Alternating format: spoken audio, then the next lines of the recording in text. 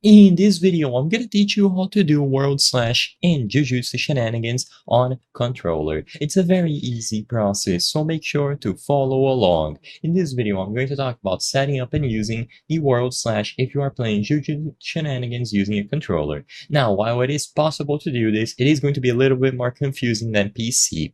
On PC, to do a world cutting slash, you need to be playing as the awakened form of the Vassal character. So make sure that you go over to characters and you choose Vassal and you get your awakening. It is going to fill up this bar here and you can tap on it to awaken and you get the bar filled by fighting other players and defeating them.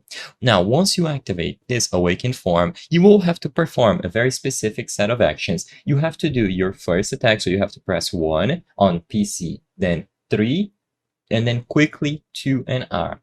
Now, if you are on controller, the buttons are going to be different, and unfortunately, I don't have the means to record on a controller right now, but basically you have to do 1, then shortly after 3, and then quickly 2, and then press left on the D-pad. Left on the D-pad should be the equivalent of the special, because on PC, the order is 1, 3, 2, and then R. So you basically do 1, 3, 2, and finish with your special.